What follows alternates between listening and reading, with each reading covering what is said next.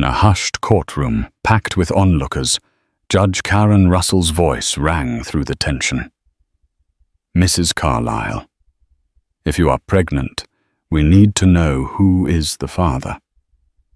The gasp that followed her question seemed to shake the walls. "Lily."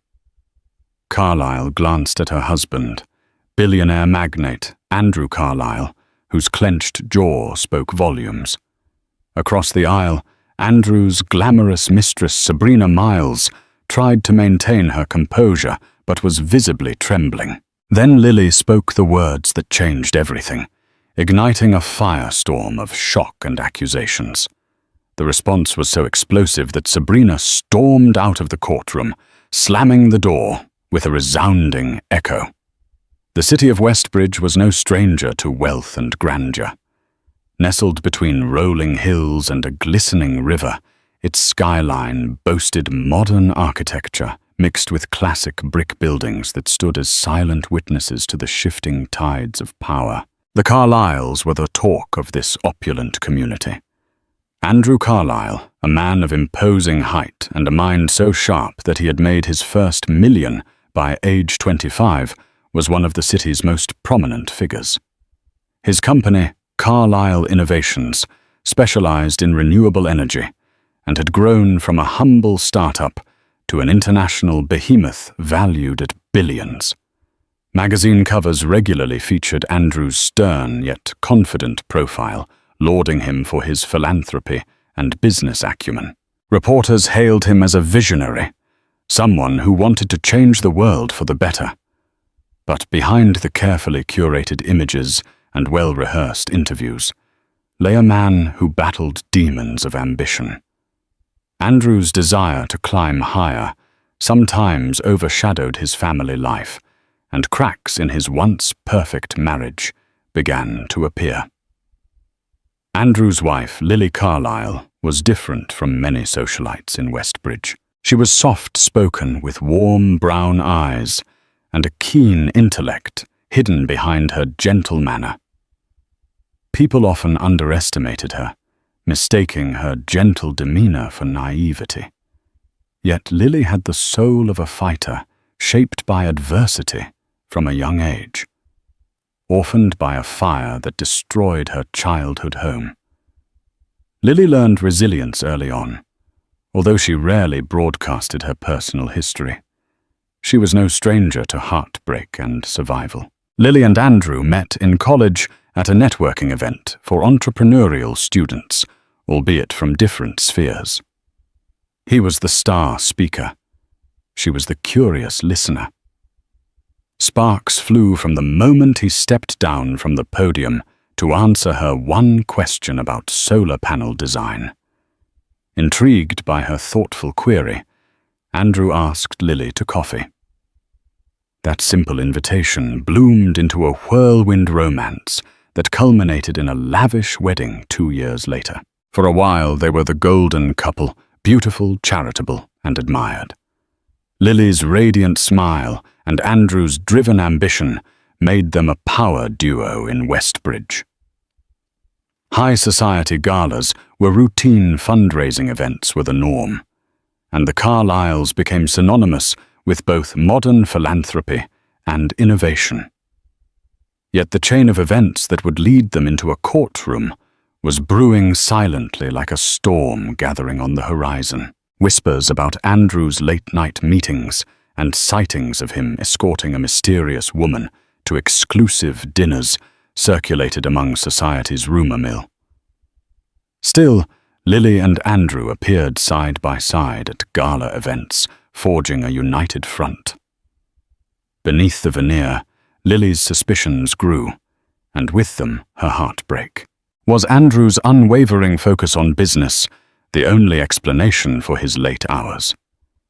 Why was there often a faint trace of perfume on his lapel that wasn't hers? And when Lily discovered she was pregnant, instead of a moment of celebration, she felt her heart squeeze with worry. Those worries would soon manifest as an outright scandal culminating in the courthouse, with everyone seated, the camera flashes firing away, and Judge Karen Russell looking on with eyes that had seen it all. Sabrina Miles was a name that came out of nowhere, yet ascended quickly in the social circles of Westbridge. A well-known social media influencer, she prided herself on flaunting designer clothes, flashing selfies with A-list celebrities, and posting about her exclusive nights at top restaurants. Her tall, lithe figure and platinum blonde hair turned heads at every gathering, and her Instagram feed reflected a life of unending glamour. Where she came from was a mystery. Some said she grew up in Chicago's suburbs. Others claimed she was an heiress who had run away from home. One rumor even suggested she was dating a minor European royal before moving to Westbridge. Regardless, Sabrina arrived on the scene with fanfare, wooing the city's elite with a mesmerizing combination of charm and brazenness.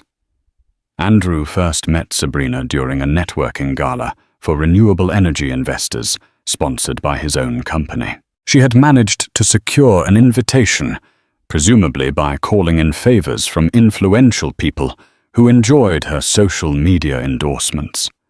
While speaking with potential backers about expanding Carlyle innovations, Andrew noticed Sabrina from across the room.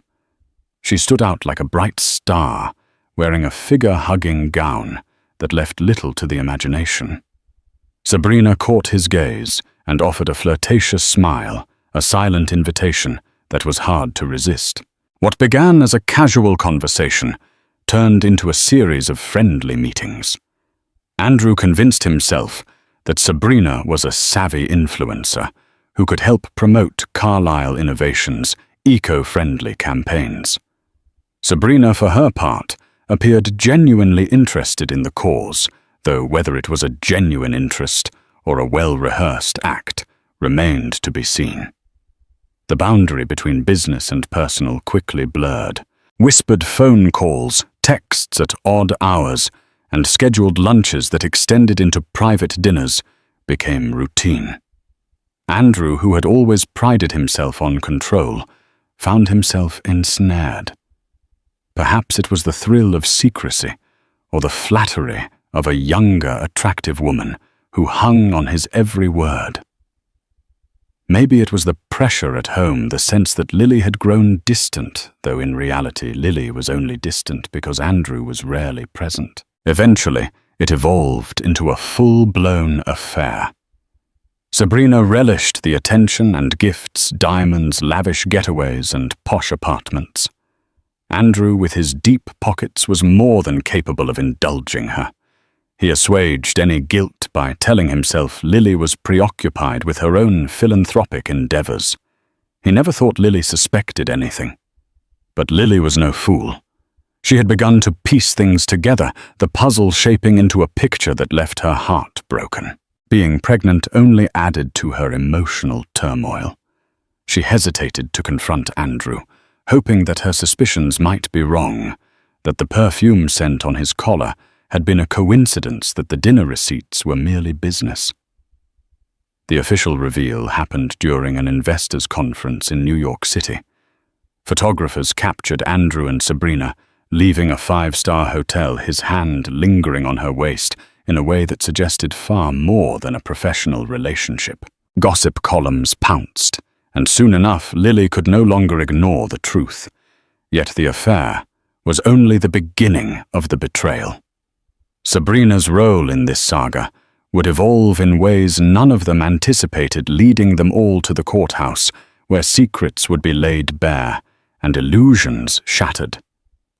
Lily Carlyle grew up trusting her instincts. Raised in a modest neighborhood until her parents' tragic death, she had developed a sixth sense for subtle changes in people's behavior. She used that sense now more than ever, especially when it came to Andrew. She first noticed his unusual late nights. Of course, Andrew had always worked long hours, but once their business empire stabilized, he promised to cut back. Instead, Lily found herself alone in their sprawling mansion day after day, night after night. He'd claim it was urgent investor meetings or the dreaded phrase, "I need to meet with a client to finalize a deal." Sabrina's name came up in half-forgotten phone conversations, overheard through closed doors. Lily's heart raced each time she picked up on that faint mention. She tried to remind herself she had no proof until she stumbled upon an email thread in Andrew's personal inbox. A quick glance showed the subject line, "Next rendezvous." The words stung like a slap. The realization gnawed at her. She was pregnant, anticipating a moment of unity and joy, hoping Andrew would come home early with flowers and an eagerness to share in their new chapter. Instead, she was confronted with secrecy and heartbreak. She weighed her options. Confront him. Confide in a friend. She chose the latter first, calling upon her best friend from college, Sophia Harris, a corporate lawyer with a compassionate ear. "I'm worried," Lily admitted over tea at a quaint cafe downtown. "Everything changed in the past few months. He's different, distant." Sophia eyed her friend with concern. "Have you talked to him about it?" "Directly?" Lily sighed. "No. I kept hoping it was just a phase. But I've found proof, if you can call it that." Sophia's jaw tightened. "You can't sit on this, Lily. If you're pregnant, you both need clarity and honesty." Lily nodded, tears brimming in her eyes. She felt the injustice of it all. She'd never asked for the billionaire lifestyle. She'd only wanted love and stability. She had devoted herself to Andrew's dream, supporting him through countless sleepless nights while his company grew. And now this. Her suspicions reached a crescendo when Andrew abruptly flew to Los Angeles under the guise of meeting Mark Cuban for a potential partnership. Lily, armed with her misgivings, discovered Sabrina's social media post from the same city, bragging about meeting an influential billionaire for a late-night soiree. The photos were cryptic, but Lily recognized the suite's decor, one she'd shared with Andrew many times on business trips. It was then Lily decided she would gather all the courage she had left and confront Andrew. She prayed that perhaps there was some misunderstanding, some logical explanation. Deep down, she feared the worst. What Lily didn't expect was that the confrontation would lead to a public trial, nor did she imagine the fatherhood of her unborn child would become a question for the entire city to speculate upon. Yet suspicion had been planted, and the seeds would soon sprout into a scandal that no one in Westbridge could ignore. Lily waited until late into the evening when Andrew returned from his latest business dinner. The Carlisle mansion glowed with soft lighting, the classical music Lily had played earlier, still lingering in the background. She sat in the living room, legs crossed, hands gripping her teacup so tightly that her knuckles whitened. Andrew walked in, loosening his tie, oblivious at first to the tension that thickened the air. "You're still up," he said, his voice betraying a note of guilt. Lily didn't answer right away, instead setting down her cup with a delicate clink. Andrew froze. Her gaze was unrelenting, direct, quiet fury beneath controlled composure. "Andrew," she began, her voice quivering just a bit. "We need to talk." He sensed the gravity in her tone. He placed his briefcase down and slowly approached. "What's this about?" "You know exactly what it's about," Lily countered. She rose, crossing the room to stand face to face with him. The silence that followed felt like an eternity. Finally, she threw down a social media printout, Sabrina's post from Los Angeles. "Recognize this hotel suite. Looks familiar, doesn't it?" Andrew's eyes darted from the paper to Lily. In that moment, he knew he was caught. "Lily, I can explain," She gave a bitter laugh. Can you? Because I've watched you lie to me for weeks, maybe months. I can't do this anymore, Andrew. Andrew ran a hand through his hair, searching for the right words. I didn't want to hurt you. I swear. It just happened. It was a moment of weakness. A moment. Lily's voice cracked. This was more than a moment. Don't you dare reduce it to that. The dinners, the trips, and now she's flaunting your affair online. He tried to approach Lily, but she stepped back, tears filling her eyes. You know I'm pregnant, she said softly, her voice trembling. I thought we'd be celebrating. Andrew's face paled. Pregnant? Why didn't you tell me? She turned away, hugging herself. I wanted us to have a moment of joy. But you were never around, always busy with these business trips. And now, with Sabrina, I couldn't bear it. His eyes filled with a mixture of shock and regret. Andrew reached out tentatively, but Lily pulled away. She felt humiliated and betrayed, yet her love for him warred with her anger. Please, Lily, Andrew pleaded. Let's figure this out. All those times I needed you, she murmured, and you were with her. How could you do this? Andrew bowed his head. I'm sorry, Lily. I never wanted to hurt you. But the apology fell flat. Lily inhaled sharply, tears streaming down her cheeks. I'm going to stay with Sophia tonight. I need some space. As she walked out the door, Andrew felt a cold dread creep up his spine.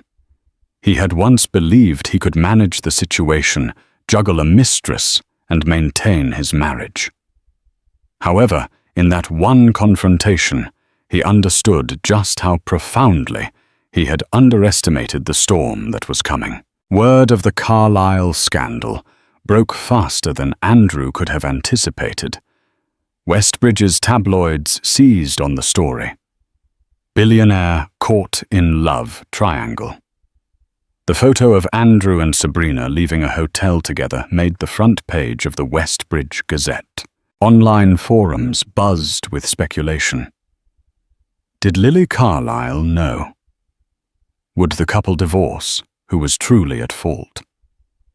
Andrew found himself inundated by calls, journalists hounding him for statements, anxious investors questioning his stability, and business partners unsure of what this scandal meant for Carlisle Innovations. The weight of it all threatened to crush him. Meanwhile, Lily sought solace at Sophia's apartment. The supportive friend offered more than just a shoulder to cry on. Sophia was also a savvy lawyer. If you consider a divorce, Sophia said you need to think about what that means for you, the baby, and your share of the marital assets. You've devoted a lot of your life to Andrew's dream. Lily pressed a hand to her temple, her head throbbing. I've never cared about the money, but I do care about how this affects our child. Sophia nodded. Then we need to ensure that your rights and your child's rights are protected. Andrew is a billionaire. He can afford an army of attorneys if this goes sour. Lily's heart ached. Despite the betrayal, she wasn't ready to go nuclear. Andrew was still her husband, and they were expecting a child. But every time she remembered Sabrina's smug face on social media, a fresh wave of anger and sorrow washed over her. Andrew tried to reach Lily multiple times, sending long messages begging for a meeting. Lily relented once, allowing him to visit Sophia's apartment. Seated on the couch, Andrew looked worn out, his posture defeated in a way Lily had never seen before. I want to make this right, he said. I'll end things with Sabrina. It was a mistake you repeated for months, Lily interjected, voice heavy with hurt. Andrew paused, swallowing hard. Yes, I was selfish. I never stopped loving you, Lily. I don't want to lose you or our baby. Her eyes narrowed. And what if she's pregnant? The tabloids have been having a field day with that rumor. Andrew shook his head. She's not. That's just speculation. Sabrina's furious that I've cut her off, so she's pulling whatever strings she can to stay relevant in the media. I promise you, Lily, there's no baby with her. Lily cast her gaze down her heart, torn between anger and longing for the life they once shared. I need time, she whispered, and you need to respect that. Andrew slowly reached for her hand, but Lily pulled away, tears glistening in her eyes. I'm staying here until I figure out what's next, she said. He nodded, a flicker of hope in his eyes. Take all the time you need. But a quiet dread lingered between them. The swirl of rumors, the escalation in the press things were moving quickly, and no one could foresee the ultimate showdown looming in the courthouse. If Andrew had hoped to resolve things discreetly by cutting ties with Sabrina, he underestimated her vindictiveness. Outraged by his attempts to end their affair, Sabrina took to social media with cryptic statements aimed at fueling the rumor mill. She posted a photo of a positive pregnancy test, followed by the caption, "Not all secrets stay hidden forever." The city went into an uproar. Online forums exploded with theories. Was Sabrina pregnant with Andrew's child? Was Lily's baby even? Andrew's. The speculation turned uglier by the minute, damaging not only Andrew's reputation, but also his company's standing. Carlyle Innovations saw stock prices dip amid concerns over management stability. Sabrina's next move was even more audacious. She publicly threatened legal action. She claimed Andrew had promised her a penthouse and a substantial settlement if he ever walked away. She also hinted that she had evidence of questionable financial transactions, insinuating she could ruin him if he didn't comply with her demands. To quell the chaos, Andrew's legal team, headed by the formidable attorney James Bulldog Moriarty, drafted a cease and desist letter. They demanded Sabrina retract her statements and cease slandering Andrew. But the influencer's thirst for publicity and potential wealth had become insatiable. She refused. Lily read the headlines in horror. Andrew Carlisle's mistress demands millions, said one. Another proclaimed, love triangle reaches breaking point. She thought of the unborn child she carried, and how all this noise could affect her future. The stress weighed on her more heavily each day, and she found it increasingly hard to eat or sleep well. Sophia tried to reassure her. Look, Sabrina hasn't provided any actual evidence of pregnancy beyond a picture of a test we can't verify. We can challenge that in court. And if Andrew says it's not his, he can demand a paternity test. Lily nodded, but worry gnawed at her. Sabrina seems desperate, she said. A person that desperate can create chaos. The next day, Lily's worst fears inched closer to reality. Sabrina filed a lawsuit claiming emotional distress breach of promise and defamation, accusing Andrew of manipulative behavior that had impacted her mental health. She demanded compensation to the tune of 8 figures. Suddenly, Andrew faced both a personal and legal storm. And in a cruel twist, Sabrina's legal team suggested questioning Lily's pregnancy. If Sabrina really was pregnant, how could they be sure Andrew was the father of Lily's baby and not someone else? The rumors online took that insinuation and ran with it, fueling endless gossip that Lily might have had an affair of her own to retaliate. Lily felt trapped, as though she had lost control of her own narrative.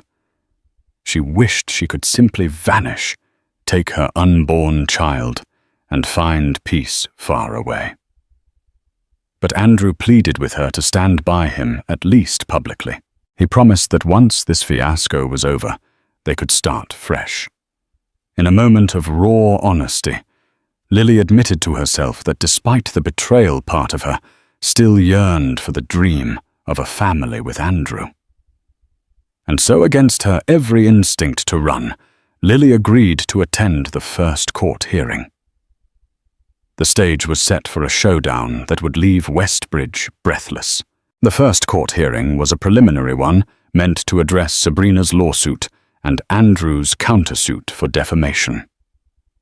Judge Karen Russell, a no-nonsense figure with steel-grey hair, presided in her black robe with the stern composure she was known for. Beneath that formality, though, lay a sharp wit that had unraveled more than a few cunning litigants over the years. Sitting at the plaintiff's table, Sabrina Miles looked every bit the celebrity, wearing designer sunglasses atop her head and a statement dress that hugged her figure. Her lawyer, a slick man named Garrett Bloom, exuded confidence. Opposite them, Andrew and his defense team, led by James Moriarty, were poised and serious. Lily sat beside Andrew, but kept her hands folded on her lap, her anxiety evident. The courtroom was packed with reporters and curious onlookers, all craning their necks for a glimpse of the drama. The hum of whispered conversations fell silent when Judge Russell took her seat and banged the gavel. She surveyed the parties before her. This is case number 2384. Sabrina Miles v. Andrew Carlisle and Andrew Carlisle v. Sabrina Miles. Let's keep this civil, folks. Sabrina's attorney stood launching into a performance worthy of daytime television. Your Honor, my client has been deceived and manipulated. Mr. Carlisle not only promised her financial support, but also engaged in conduct that deeply harmed her emotional well-being. He used his power and influence to lure her into an affair, only to discard her. Sabrina dabbed theatrically at her eyes with a tissue as camera shutters clicked. Andrew's jaw tightened. Lily glanced away, her stomach churning. When it was Moriarty's turn, he spoke calmly. Your Honor, the claims are baseless. Ms. Miles is engaged in a campaign to extort money from my client. She has offered no concrete evidence of pregnancy beyond an unverified photo. Furthermore, she publicly accused Mrs. Carlisle of adultery, by insinuation, harming the Carlisle family's reputation. Judge Russell listened intently, her eyes flicking between the parties. I see.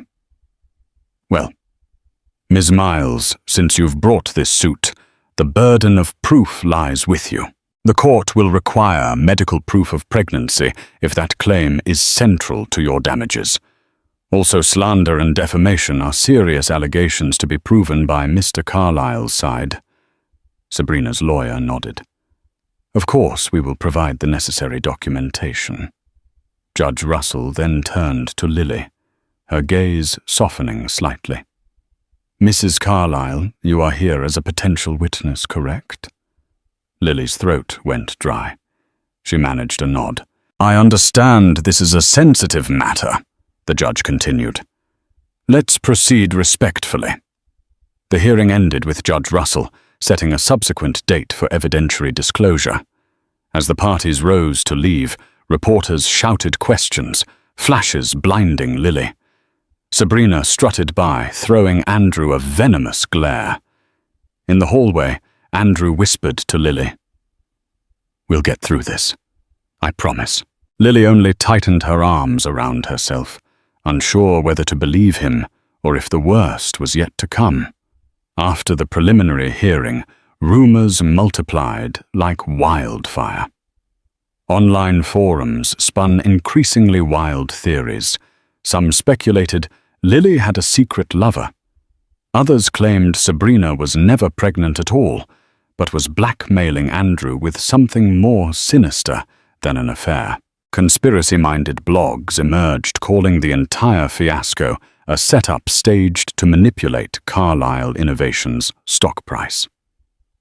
The stress took a toll on Lily, whose pregnancy was already delicate. She felt nauseous each morning, not just from hormonal changes, but from anxiety. Any time she left Sophia's apartment, paparazzi seemed to appear from nowhere, shouting invasive questions like, "Is Andrew really the father?" She dreaded going out, dreaded her phone buzzing with yet more messages of either sympathy or scorn from people who had no idea what she was going through. Meanwhile, Andrew tried to regain control. He held an emergency press conference outside Carlyle Innovations headquarters. Standing behind a podium, he maintained a calm but firm demeanor. "The rumors circulating are harmful and untrue," he said. "My focus remains on the success of this company and the well-being of my family. I have no further comment on personal matters at this time." Sabrina, never one to be outdone, took to live streaming. "I'm not trying to destroy Andrew Carlyle," she proclaimed to her thousands of followers. "I'm just seeking justice for the promises he made to me and for the emotional damage I've suffered. No one should be used and discarded." People ate it up, and divisions formed. Some stood by, Andrew citing Sabrina's past manipulative behaviors, which started to surface from old acquaintances coming forward. Others supported Sabrina, believing she was a victim of power imbalance. And then there were Lily's supporters, outraged that this scandal overshadowed her pregnancy and subjected her to public scrutiny. A few days later, Lily received a summons to testify in court at the upcoming evidentiary hearing. As she read the official letter, her hands trembled. She knew Sabrina's lawyers would ask her humiliating, invasive questions, possibly even insinuating that her unborn child wasn't Andrew's. Lily felt sick at the thought, but resolved to stand her ground. Sophia helped Lily prepare. They rehearsed potential lines of questioning, focusing on answering truthfully without giving the opposition room to twist her words. "Stay calm," Sophia advised. "They'll try to shake you. Don't let them." Andrew, for his part, showed up at Sophia's apartment to offer moral support. He brought Lily's favorite takeout miso soup and dumplings, but the gesture felt painfully inadequate. Still, Lily appreciated the effort. They sat at the kitchen table exchanging stories of how the media was hounding them, how strangers felt entitled to comment on their private lives. In a rare moment of tenderness, Andrew placed a hand on Lily's belly. "How is our baby?" Lily, tears brimming. "Simply," said Strong. She hoped that was true. She hoped that despite the swirling storm, their child would remain safe. But as the next court date approached, the tension ratcheted higher. Everyone sensed that a major confrontation loomed, one that could forever reshape the lives of Andrew, Lily, and Sabrina. The courthouse brimmed with anticipation on the day of the evidentiary hearing. Cameras clicked incessantly as Andrew, Lily, and their legal team stepped out of a black SUV. Sabrina arrived moments later, enveloped by a group of supporters holding signs that read, "Justice for Sabrina." Judge Karen Russell's courtroom was once again packed to capacity. The bailiff called for order, and soon Sabrina's attorney, Garrett Bloom, strode to the center. He wasted no time. "Your Honor, my client is ready to present undeniable evidence of her pregnancy and the emotional distress caused by Mr. Carlyle." From a manila folder, Bloom removed several documents. Medical records showing Ms. Miles is indeed pregnant approximately 8 weeks along. Gasps erupted in the gallery. Andrew stared intently, trying to conceal his surprise. Sabrina looked triumphant. Next, Lily was called to the witness stand. Dressed conservatively in a navy suit, she moved carefully, mindful of her own pregnancy. After swearing the oath, she perched on the stand. Her nerves coiled like a spring. Bloom started his questioning slowly, but the tension in his voice was palpable. "Mrs. Carlyle, you are also pregnant, correct?" "Yes," Lily answered softly. Bloom leaned in. "How far along?" "About 15 weeks," she replied, her hand unconsciously moving over her stomach. "And you claim Mr. Carlyle is the father?" Her eyes flicked to Andrew, before returning to Bloom. "He is." Bloom paced. "Are you aware my client has alleged in conversations with her supporters that Mr. Carlyle confided doubts about being the father of your child?" Judge Russell shot Bloom a warning look. "Counsel, keep it factual." Bloom pressed on. "Mrs. Carlyle, is there any possibility that someone else fathered your baby?" Lily felt a surge of indignation. "Absolutely not," she said firmly. "Interesting," Bloom drawled, "because Ms. Miles has messages from Mr. Carlyle, messages in which he suggests you had become emotionally distant and that you were possibly seeing someone else." In that moment, Andrew's head jerked up. He mouthed, "That's a lie." But Bloom continued. He produced screenshots, lines of text, allegedly from Andrew to Sabrina. Tears pricked at Lily's eyes as she scanned the paper. She recognized Andrew's style of texting, but it was possible the messages had been doctored. She looked to Andrew, her gaze pleading. "I never wrote that," Andrew said, standing impulsively. "I have no idea where those messages came from." Judge Russell banged the gavel. "Order," she barked. "Sit down, Mr. Carlyle. You will have a chance to refute." Lily's breath caught in her throat. The entire courtroom watched, waiting for her response. She lifted her chin, finding a sliver of courage. "Your Honor, I am certain Andrew Carlyle is the father of my child. Any suggestion otherwise is baseless." The judge nodded, studying Lily's sincerity. "We'll note that." Bloom then wrapped up with an insinuation. "So you deny any extramarital activities of your own?" "Noted." "But you can't speak for Mr. Carlyle, who it seems has been doubting you behind your back." Lily bit her lip, trembling with the effort to maintain composure. The question of paternity hovered like a dark cloud, fueling the tabloid's thirst for more. Andrew's attorney rose to cross-examine Sabrina next, and everyone leaned forward, sensing that the real fireworks were about to begin. When it was finally Andrew's lawyer, James Moriarty's turn, he wasted no time confronting Sabrina. She sauntered up to the stand, flipping her blonde hair confidently, but the moment Moriarty began, her composure showed signs of crackings. "Miles Moriarty said you claim Andrew Carlyle promised you a penthouse and a generous settlement. Did you record such a promise? Have a signed document?" She hesitated, eyes flicking away. "He told me verbally. We were intimate at the time, so no, I didn't record it." Moriarty pressed on. And this alleged conversation took place when exactly Sabrina shifted in her seat. It was multiple times across different trips. Last month in LA, for instance. Moriarty pounced. "Last month, you say? Would this be before or after you announced your pregnancy to him?" Sabrina faltered. He found out later." "Right," Moriarty said. "And you have medical records indicating you're approximately 8 weeks pregnant?" "Correct." Sabrina nodded.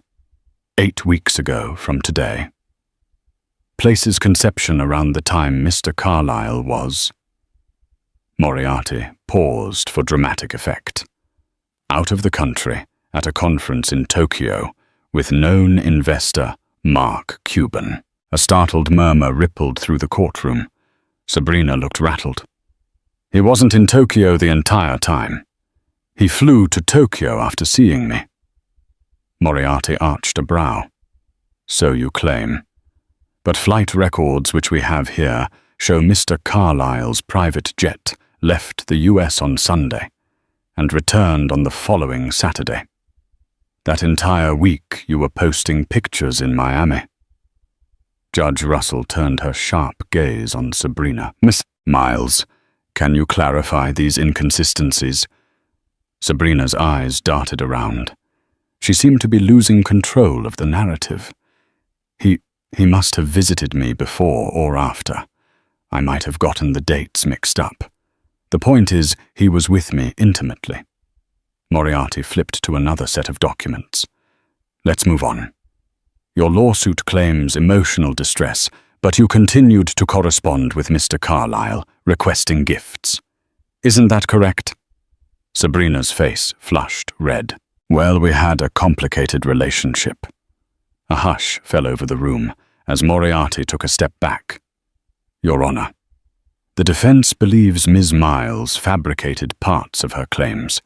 We request that Ms. Miles undergo a paternity test once her pregnancy is far enough along for safe testing. If she refuses, we believe her lawsuit should be dismissed. Judge Russell nodded thoughtfully. I'll consider that request. Suddenly, Sabrina's composure shattered. This is a witch hunt, she spat, standing up. Andrew never loved his wife. He told me himself. She whirled toward Lily. He's only with you for the image, for his precious reputation. Lily closed her eyes, trying to stay calm, as Sabrina's words stabbed at her insecurities. Then Moriarty struck one final blow. Ms. Miles, if the baby is proven not to be Mr. Carlyle's, do you concede this entire lawsuit is fraudulent? Sabrina's face contorted with rage. I'm done here, she hissed, ripping off her microphone. Ignoring the judge's calls to remain seated, she stormed out of the courtroom, her heels echoing angrily in the corridor. Reporters leapt from their seats, chasing after her in a cacophony of shouted questions and blinding camera flashes.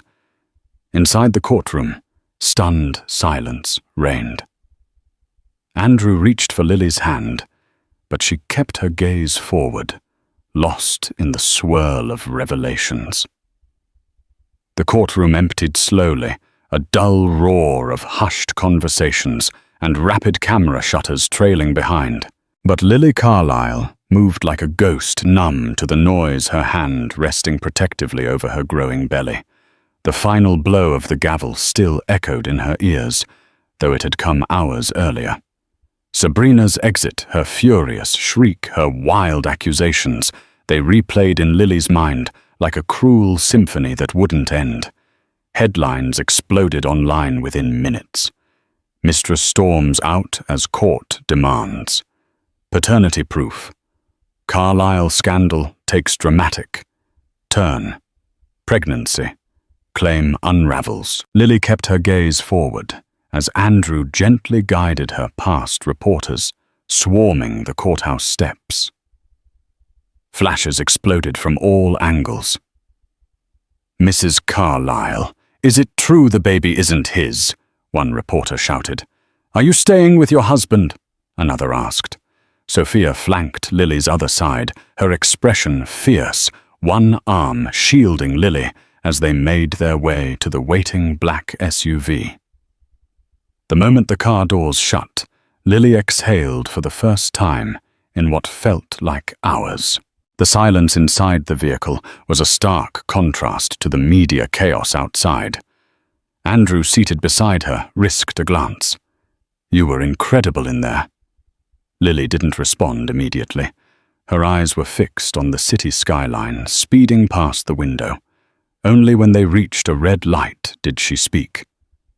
I wasn't trying to be incredible, Andrew.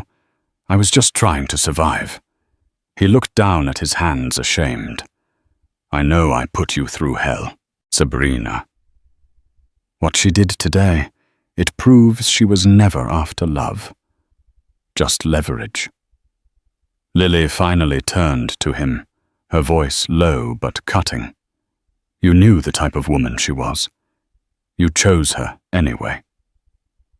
Andrew opened his mouth to speak, but closed it again, knowing she was right. Back at Sophia's apartment, Lily collapsed onto the couch, clutching a pillow to her chest. Her body ached, and her heart even more so. Andrew lingered in the doorway, unsure if he should stay. "Do you want me to leave?"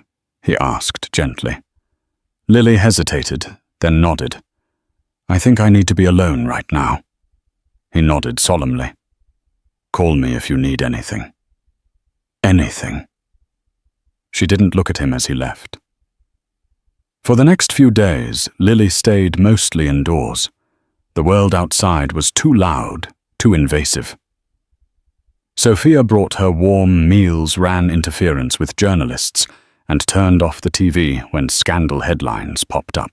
Lily tried to rest, but her dreams were fractured images of Sabrina, of courtroom cross-examinations of Andrew holding another woman. But the truth was now public. Sabrina's story had gaping holes, and Andrew's Tokyo alibi was airtight. Still, uncertainty lingered like soak after a fire. What if there was a sliver of chance that the dates lined up in Sabrina's favor? What if there had been one unaccounted day Sabrina wasn't helping matters? Her social media posts continued vague, poetic captions over black and white selfies. They only believe the one with the louder microphone. Or truth has many versions. I only told mine. It enraged Lily that Sabrina could still cast doubt, especially after her meltdown in court.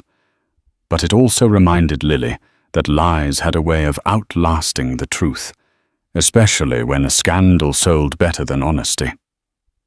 Eventually, Lily decided to return to the Carlisle mansion, not because she forgave Andrew, and not because she missed the opulence, but because she missed her space, her garden, her books, the nursery she had begun painting pale yellow before her world fell apart. She needed to reclaim something of her own. When she arrived, the staff greeted her with quiet respect. They seemed relieved to see her, though she noticed how they avoided eye contact when Andrew was mentioned. Andrew, true to his promise, gave her space. He moved into the guest wing and didn't press for conversation. Over quiet dinners, their words were few. She asked about the nursery wallpaper. He replied with updates on stock recovery and board meetings. Their interactions were polite, cautious. The old rhythm of their marriage was broken, replaced with something unsteady and unfamiliar. One evening, she found Andrew in the nursery, holding up a mobile shaped like stars and moons. "I wasn't sure which one you'd prefer," he said when she entered. Lily crossed the room and gently took the mobile from his hands. "This one's nice," she said softly. "It'll catch the light just right." He smiled faintly. "We'll make it beautiful. For the baby." Lily didn't respond, but she didn't walk away either. Then, just as the first fragile signs of peace emerged, a new letter arrived to court, summons this time addressed to Lily directly. The subject, paternity. "They're questioning the father of my baby now," Lily asked, staring at the paper, her voice shaking with disbelief. Sophia read it again. "It's a formality mostly. Sabrina's legal team filed it before the last hearing. It's being processed now, but they'll probably use it to twist public perception." Lily pressed a hand to her forehead. "So they want to put me on trial now?" Sophia reached for her hand. "No. We'll make it clear you've cooperated, that your testimony was honest. But you may have to appear again." Lily nodded slowly, her breath shallow. "I'm so tired, Sophia. I'm tired of proving what I already know. Across town, Andrew paced his office in silence. He had read the summons too. The thought of Lily being dragged back into court, into a pit of accusations she didn't deserve, lit a fire in him he hadn't felt in months. He picked up the phone. "James, we need to end this. I don't care what it takes. Get Sabrina to withdraw her claims. Threaten a countersuit. Freeze her assets. Leak the flight logs. I don't care. I won't let Lily go through this again." For the first time since the affair began, Andrew didn't just want to clean up the mess, he wanted to shield Lily from any further pain. He had already lost her trust, but he wouldn't let the world take away her dignity too. That night, as Lily stood in the garden watching the wind rustle the hedges, she whispered to the baby growing inside her. "You're not here yet," she murmured, "but you've already taught me what strength looks like." A war had been waged over her truth, and the next battle loomed.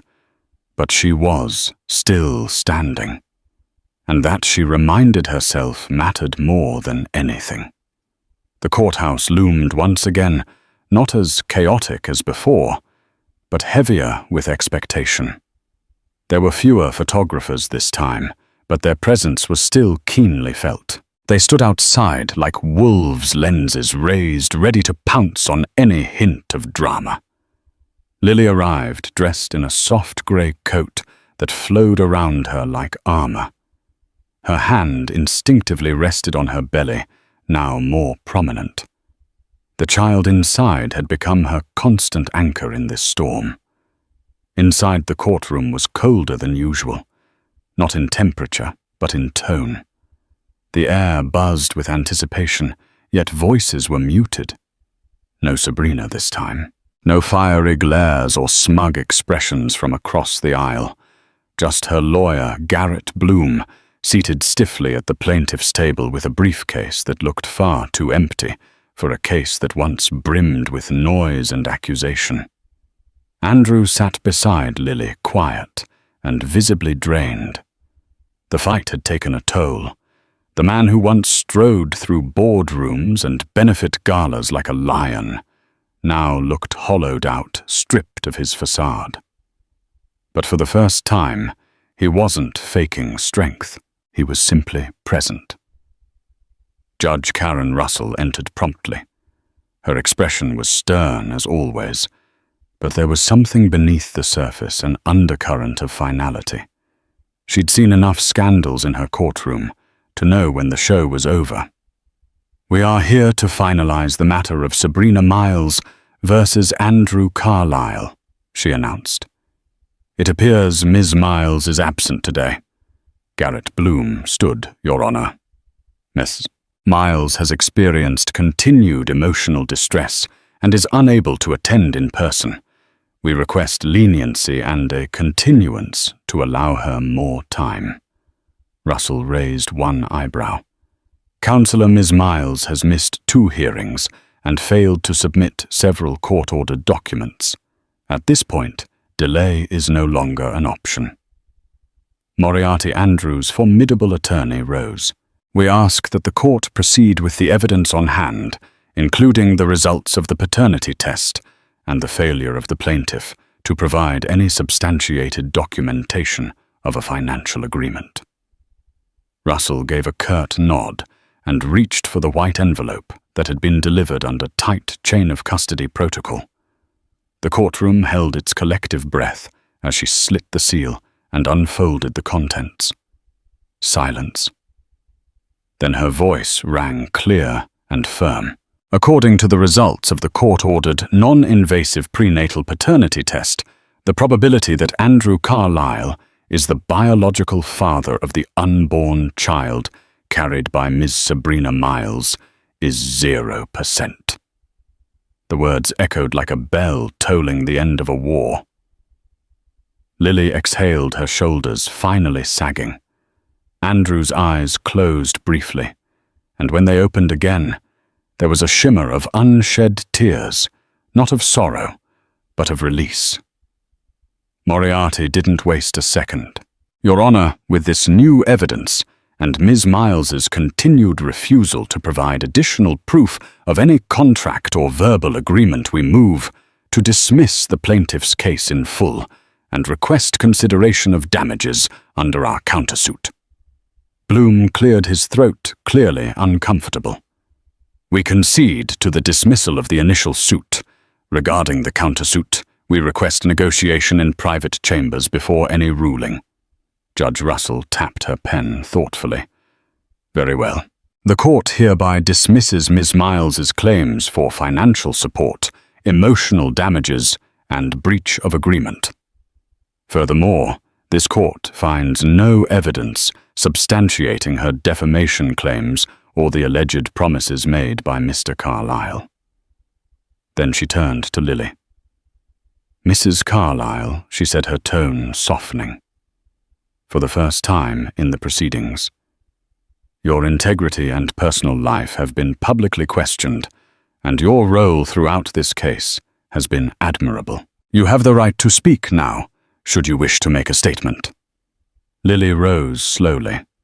The courtroom watched as she stepped forward, her figure framed by the morning light filtering through the tall windows. She didn't need a microphone. Her voice, calm and clear, filled the room. For months, I've had to listen to strangers speculate about my marriage, my pregnancy, and my character. I've had to protect myself and my unborn child from lies that were designed to hurt. And while today brings some closure, the pain of what happened doesn't disappear overnight. She looked briefly at Andrew, then back at the judge. But I am not here to be pitied. I am here to reclaim my peace, my name, and my right to live without constant judgment. Let this be the final chapter of that. Judge Russell nodded. Well said. You are dismissed, Mrs. Carlyle. The courtroom emptied slowly, with murmurs filling the space where once silence had ruled. Bloom gathered his briefcase and exited quickly. The press waited like vultures outside, but this time security held them back. In the hallway, Andrew reached out to Lily. Thank you for standing tall. I don't deserve your support. Lily didn't take his hand, but she didn't pull away either. I didn't stand for you, Andrew. I stood for the truth and for our child. Don't confuse the two. He nodded, guilt etched into his features. I understand. Truly. Later that afternoon, news outlets exploded with the verdict. Paternity test clears Carlyle. Mistress vanishes Carlyle scandal ends in courtroom victory. The public opinion began to shift. Sympathy leaned toward Lily, painting her as the poised, wronged wife who had carried herself with grace. But Lily wasn't interested in redemption arcs. Back at the mansion, she stood in the nursery again, this time, with no anger in her heart, only a quiet resolve. The mobile above the crib twirled gently, catching sunlight like stars flickering in motion. Sophia joined her, leaning against the doorframe. You did it, Sophia said softly. No. Lily corrected. I survived it. Downstairs, Andrew sat alone in the library. Fingers steepled, staring at a framed photo of the two of them from their college days, back when love had felt easy. Before ambition, temptation and betrayal tainted it. He didn't know if Lily would ever forgive him. He didn't know if their child would ever see him as more than the man who broke their mother's heart. But he knew the lies were done, and healing, whatever it would look like, had to begin now. The news that Sabrina Miles had lied about Andrew Carlyle's paternity and was forced to drop her lawsuit spread quickly through Westbridge. In the days that followed, Sabrina vanished from the public eye, issuing only a brief apology post on her social media before disabling her accounts. Rumor had it, she left the city to start anew elsewhere.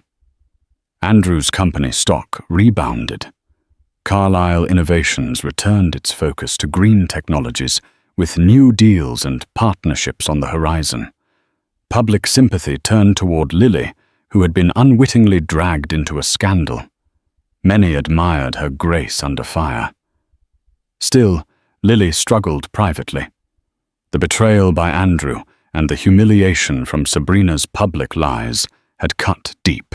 In time, Lily decided to stay in the Carlyle mansion, primarily for the stability it offered her unborn child.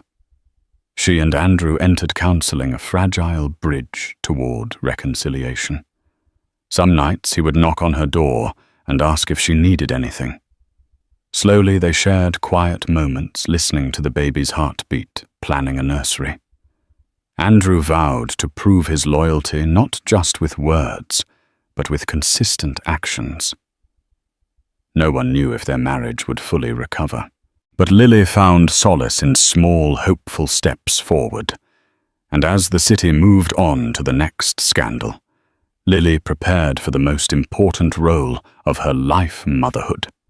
Whether that journey would include Andrew as a loving partner remained an unanswered question, a story yet unfolding.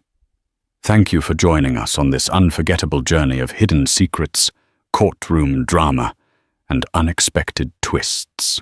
The scandalous affair, a shocking pregnancy question, and a mistress storming out set the stage for truths that had to be confronted, no matter the cost. At its core, this is a story about betrayal, resilience, and the power of honesty, reminding us that even in the darkest moments, truth can pave the way for hope and healing. If you found yourself on the edge of your seat, make sure to like this video, share it with friends who love a good real-life drama, and subscribe to our channel for more captivating tales. Your support helps us bring you more stories that stir emotions and spark the imagination. So stay tuned, because who knows what dramatic twists await in the next compelling story. They never suspected the quiet young woman with the gentle smile was the heiress of a vast fortune, or that she was engaged to one of the most powerful men in the country. They saw only an easy target with no visible protection. Under the cold moonlight, they threw her into the churning river and left her to die, convinced their secret would be safe. Little did they know their casual cruelty was about to set in motion a chain of events that would shake the foundations of the city's most elite circles.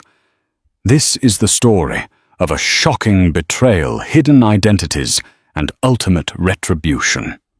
In the heart of Manhattan, skyscrapers kissed the heavens, and lights shimmered like fallen stars. Yet beneath the glitz and the glamour lay a hidden world, a realm of secrets and quiet alliances, of whispered deals in the hallways of power. In this vortex of wealth and influence lived Aurelia Lockhart, a woman as unassuming as she was extraordinary. Aurelia was of average height with warm brown eyes and dark flowing hair. She was the kind of person who made people lean in closer to catch her every word. There was nothing particularly flashy about her clothing. She wore dark jeans, a neatly ironed blouse, and low-heeled shoes that carried her gracefully through the crowded streets. But beneath her modest attire beat the heart of an heiress, a Lockhart by blood, though she had long learned to hide her family's wealth behind a facet of normalcy. The Lockharts were old money. Their name appeared in charity galas, on the boards of major philanthropic organizations, and in the pages of financial magazines. Yet Aurelia, from a young age, had found the shimmer of wealth both dizzying and stifling. She had been taught strict etiquette and shielded from the real world. Her father, Maxwell Lockhart, insisted she remain under the watchful eyes of private tutors and security. But Aurelia wanted something more genuine, more real. She wanted to experience life without the constant intrusion of tabloids and gossip columnists. That was how she fell in love with anonymity, and eventually how she met Alexander Hathaway. Their introduction was not in a gilded ballroom or a black tie gala, but in the reading room of the New York Public Library. Aurelia had been searching for a rare historical volume, while Alexander, a member of another dynastic family, the Hathaways, was poring over architectural journals. It was a chance encounter that seemed ordinary at first. Two strangers exchanging shy smiles over quiet pages. Little did the rest of the city's elite know that the couple had quickly bonded over their shared fascination with philanthropy and their mutual distaste for the hollow pretenses of high society. They had decided to keep their engagement a secret for as long as possible. There would be no official statement in town and country, no flamboyant engagement party. They planned a life that balanced their responsibilities to family legacy with an ordinary joy that they both craved. But secrets are precarious in a city brimming with watchers and whisperers. Unknown to Aurelia, there were people operating in the city's underbelly who had begun to notice her movements. She didn't travel with a security detail, rarely used a driver, and frequently ventured into neighborhoods that were off the usual old money maps. It was these reckless habits that caught the attention of an opportunistic group of thugs desperate for a big score. On a crisp October night, as Aurelia walked alone along the East River Promenade, looking for a moment of quiet reflection, she had no idea she was being followed. The river was calm.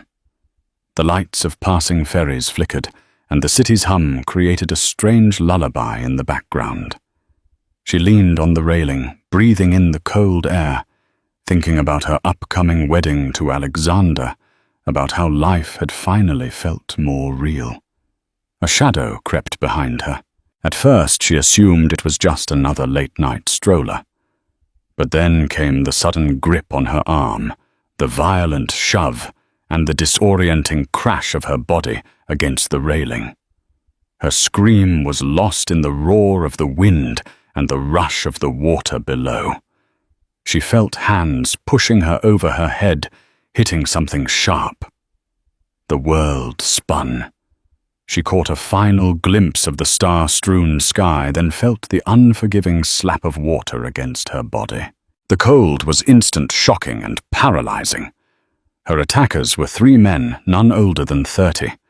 They wore dark hoodies, faces partially obscured by baseball caps. They hadn't intended to kill her at first. The plan was a simple snatch and grab. But when Aurelia resisted panic, ignited their desperation, they had rummaged through her belongings, found nothing more than a wallet with credit cards, some cash, and a small diamond engagement ring. That ring, simple yet breathtaking, should have been their clue. But they overlooked its hidden significance. And so they left her certain their crime would never be connected to them. After all, they had no idea who she was, no notion of the financial and political might behind her name, no concept of the fury that would arise from the man to whom she was secretly engaged. As the cold river embraced Aurelia, her mind teetered between shock and resolve. She fought the current, willing her limbs to move. She thought of Alexander, of her father, of all the plans she had yet to fulfill. She would not surrender to this watery grave. She surfaced once, gasping for air, the city lights a blur above her.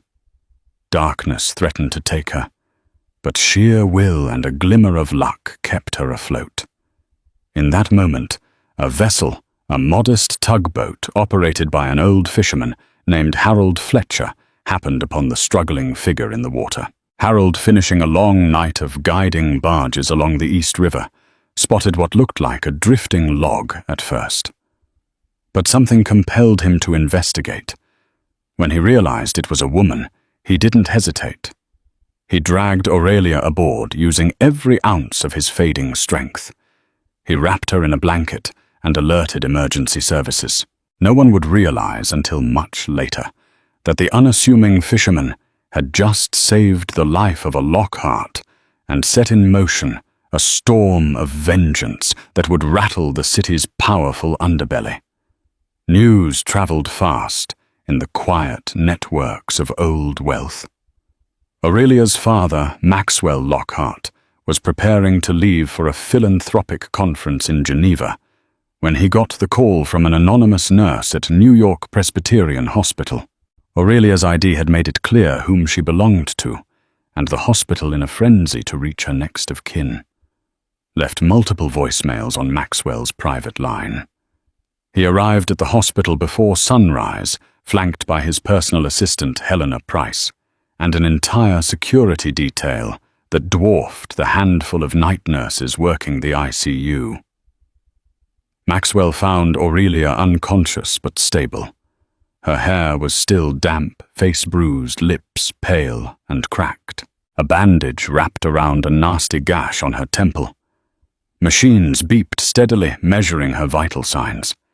In that sterile room, the veneer of Maxwell Lockhart, the polished magnate with impeccable suits, cracked. He gently took his daughter's hand, swallowing hard. Aurelia was his only child, the one link to a hope that the Lockhart legacy could be infused with genuine warmth. Seeing her like this made him furious and helpless in equal measure. But as the hours crawled toward dawn, another visitor arrived, Alexander Hathaway.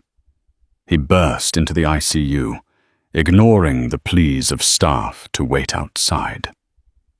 Security details from the Lockhart and Hathaway families clashed briefly, each suspicious of the other, until Maxwell recognized the newcomer. Their eyes met in a silent exchange. The older man nodded grimly, and the security parted to let Alexander through. Alexander was no less a product of wealth than Aurelia.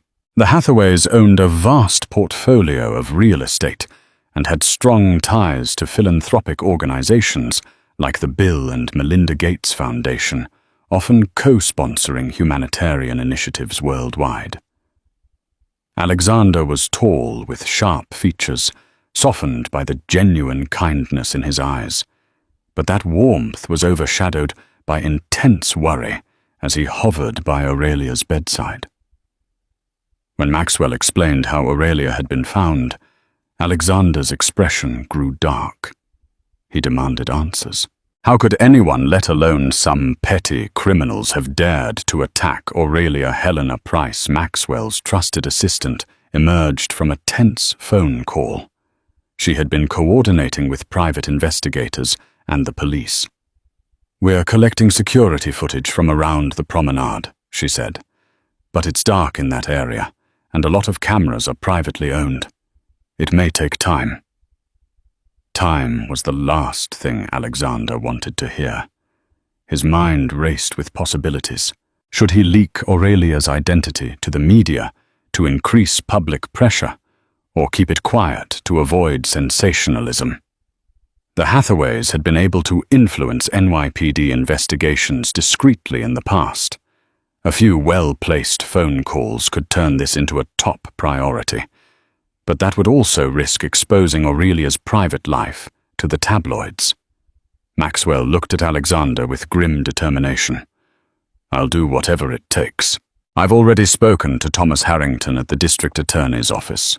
He owes me a favor from that philanthropic event we co-sponsored last year. The DA's going to push for every resource on this case. Those bastards won't slip away." Aurelia stirred slightly, her eyelids fluttering.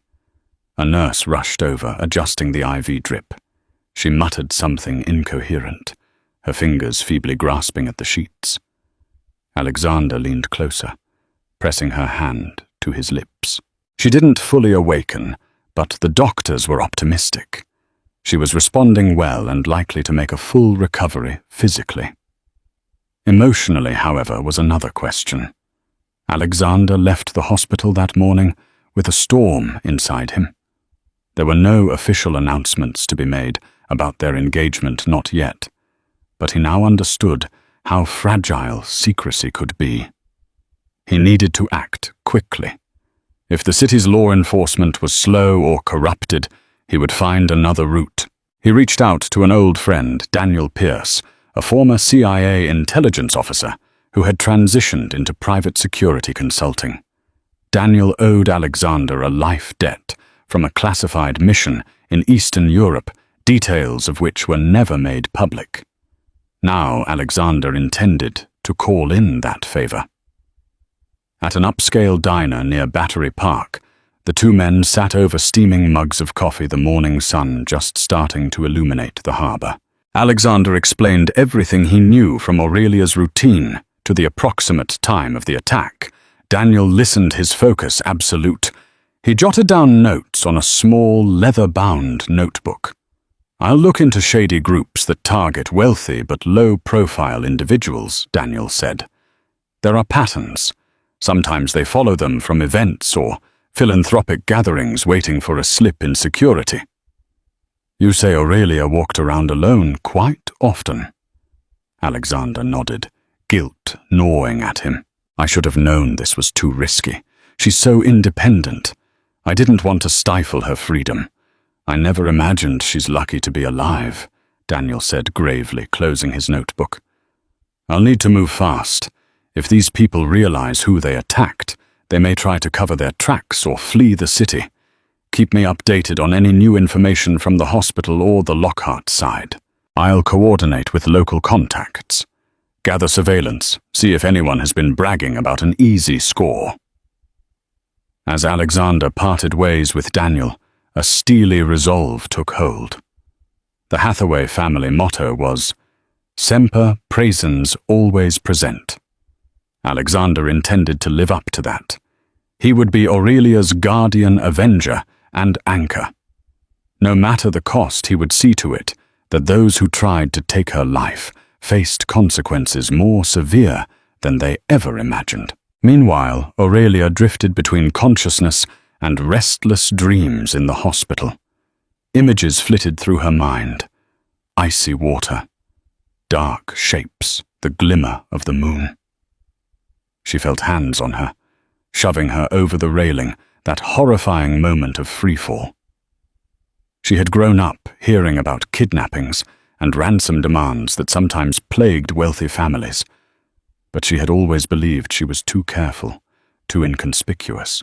When she finally opened her eyes fully, Maxwell was there, his eyes red from sleepless worry. "Dad?" She managed, her voice dry and raspy. He rose from the chair, pressing a call button for the nurse. "You're safe, sweetheart."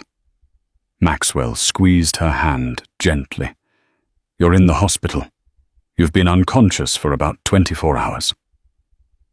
Aurelia attempted to push herself up, but the world tilted. Pain shot through her side. She remembered the river, the suffocating cold, the feeling of helplessness. They, 3 men. They took my wallet and my ring. She gasped in sudden horror, recalling the slender diamond ring that Alexander had given her. Oh God. Alexander, does he know? Maxwell nodded. He's been here non-stop. I finally convinced him to go home to rest. He wanted to hire every private investigator in the city.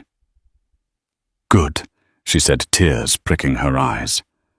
I never want anyone else to go through this. Under the watchful eye of the hospital staff, Aurelia sipped water, grimacing at the dryness in her throat. A wave of gratitude washed over her, for being alive, for the fishermen who had rescued her, for the medical professionals who had worked to save her life. But she also felt an undertow of fear and anger. Why would someone target her soon? Helena Price and a detective named Marcus O'Leary arrived to take Aurelia's statement. Detective O'Leary was a wiry man, with a neat moustache and tired eyes that suggested he'd seen too many tragedies on the job.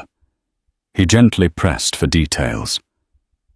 What did the attackers look like? Did she see any distinctive features? Tattoos? Could she recall any voices? Aurelia tried her best, but found the memories hazy, jumbled by the trauma.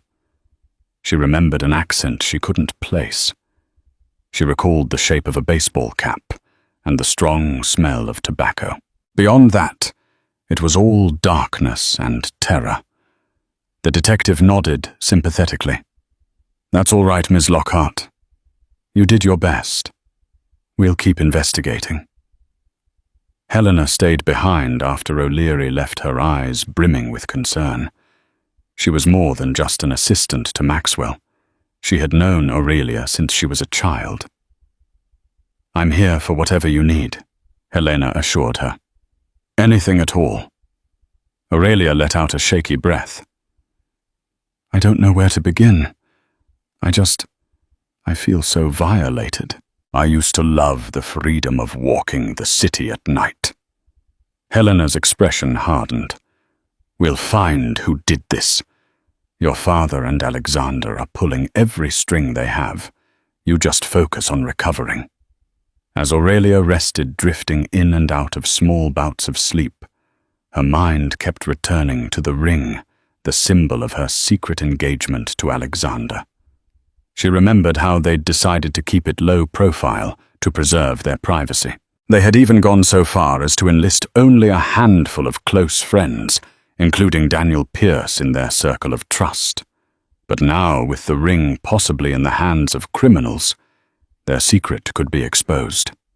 In a run-down loft in Brooklyn, far from the gleaming towers of Manhattan, 3 men gathered unmindful of the trouble they had stirred. The group's leader was Rudy Red Martinez, a petty criminal with a mean streak. The other 2 were Grant and Jason, no surnames used for safety.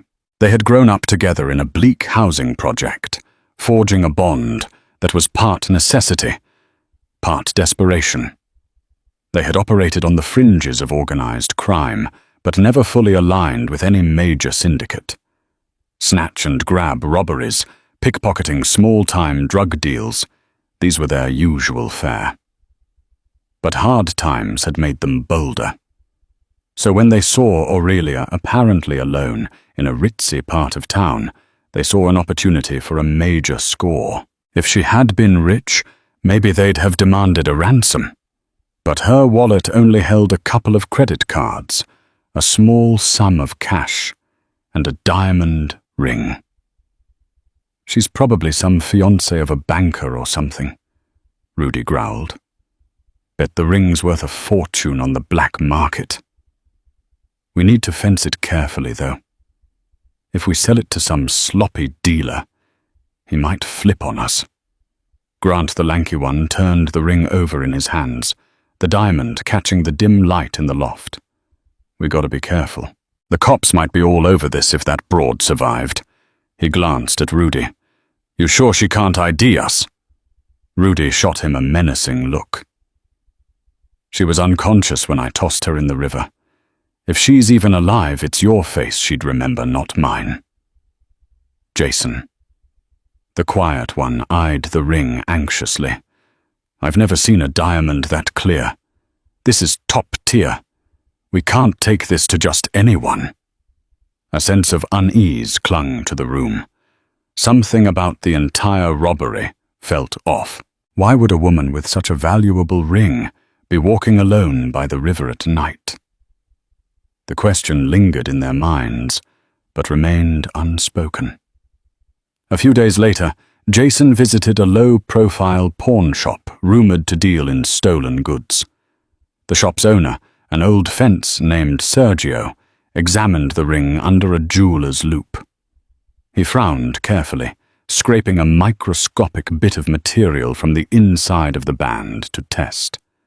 The results made him look up sharply. "Where'd you get this?" Sergio demanded, eyes narrowing. "Don't matter," Jason said, trying to sound tough. Sergio set the ring down, sliding it back. "This is not typical. It's too personalized. High level. You see the inside? There's an engraving, Until Forever, AH. That means it's custom. Could be traced.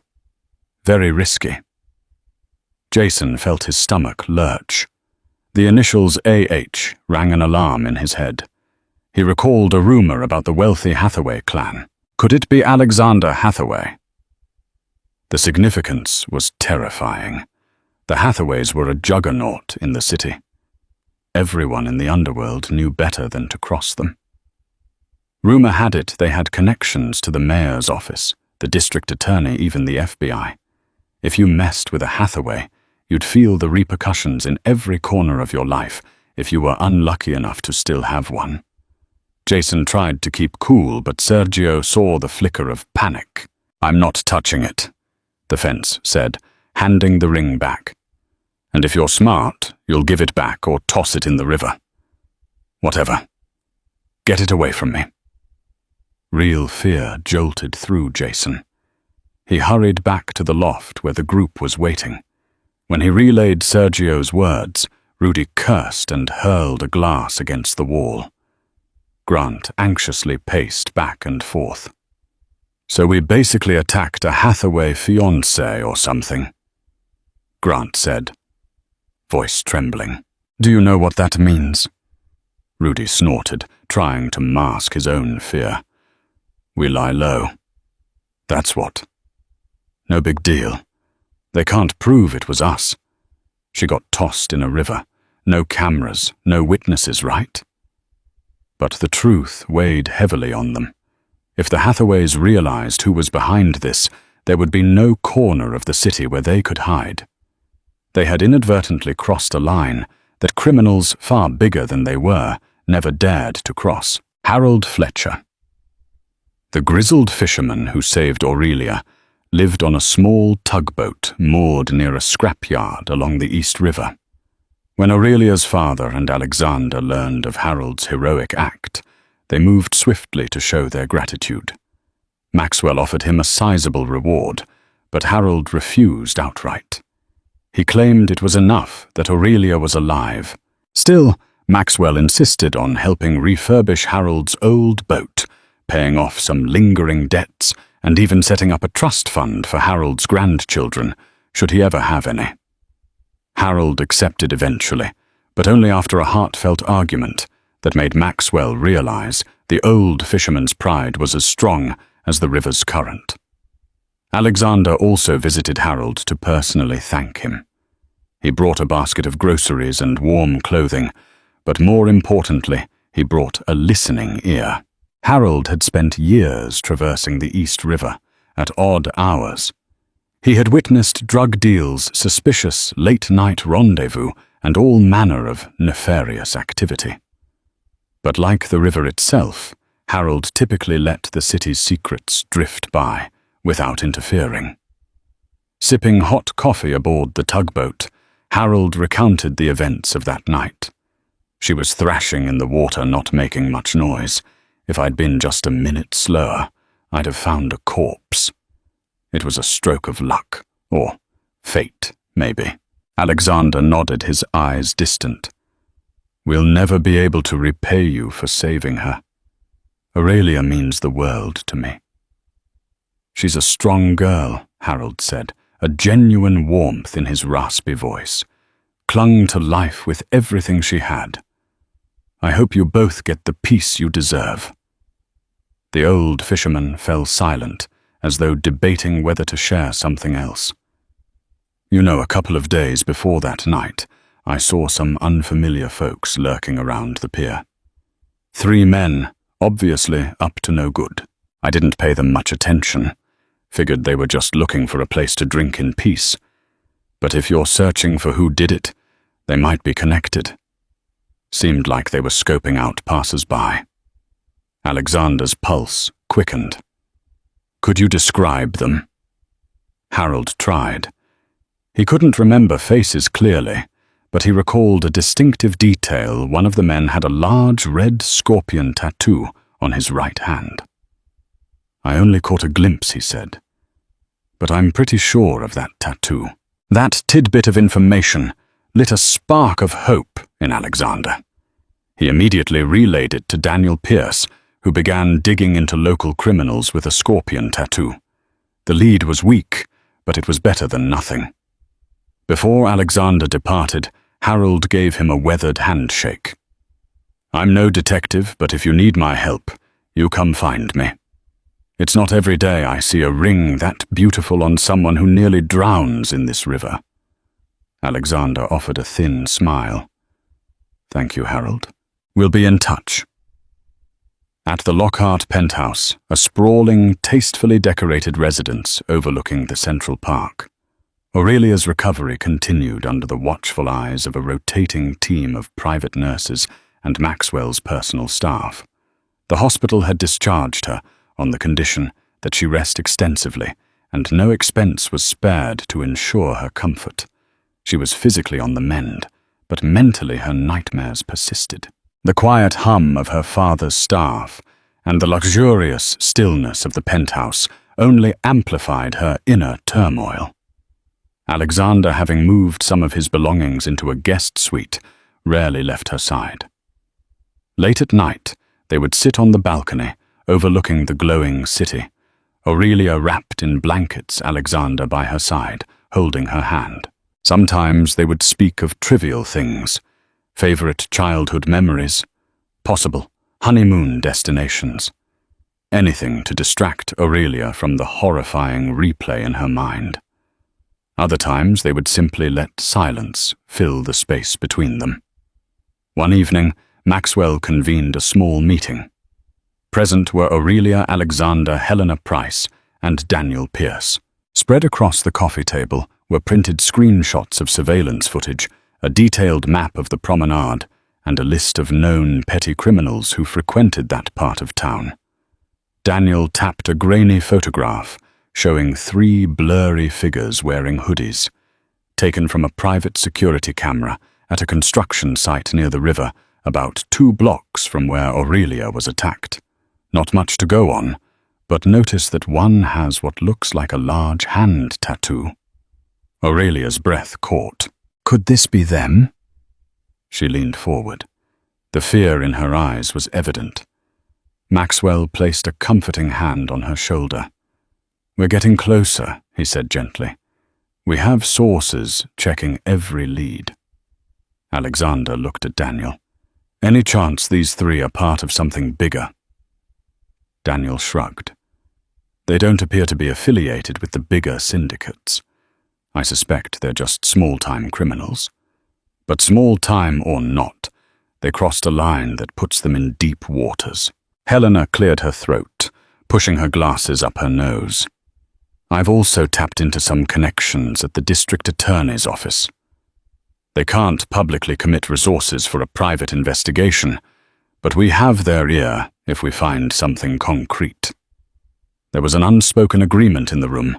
No matter what it took, they would find these men. Aurelia, though still fragile, felt an ember of resolve flare within her. This was her life they had nearly taken. Her voice quivered with determination. "They need to be stopped. Not just for what they did to me, but so they don't do it to anyone else." Despite the Lockhart and Hathaway families' attempts at secrecy, rumors began to leak. Local tabloids started running headlines like "Mysterious Heiress Attacked by East River Family." Cover-up photographers camped outside the Lockhart building, snapping photos of every visitor. The public was still unaware of her engagement to Alexander Hathaway, but speculation ran wild. One tabloid even claimed Aurelia was pregnant, fueling a media frenzy that overshadowed serious issues. Bloggers picked up the story, weaving elaborate conspiracies about old money feuds, blackmail, and political corruption. Late-night talk show hosts made jokes about the drowning heiress without knowing the full story. This media attention complicated the investigation. Potential witnesses who might have come forward were frightened off, not wanting to be dragged into a high-profile case. Worse yet, the criminals themselves could see the increasing scrutiny and take more drastic measures to cover their tracks or flee the city. Aurelia felt besieged. Everywhere she turned, she faced invasive questions, camera flashes, or strangers gawking at her as though she were some rare exhibit. She began to understand why her father had always insisted on security details, on controlling the narrative. Privacy was a luxury quickly slipping through her fingers. In a rare moment of respite, Aurelia confided in her old friend Michelle Reed, a private gallery owner who moved in sophisticated circles, but valued authenticity above all else. Michelle had known Aurelia since their college days, back when Aurelia briefly attended Columbia University under a pseudonym to maintain anonymity.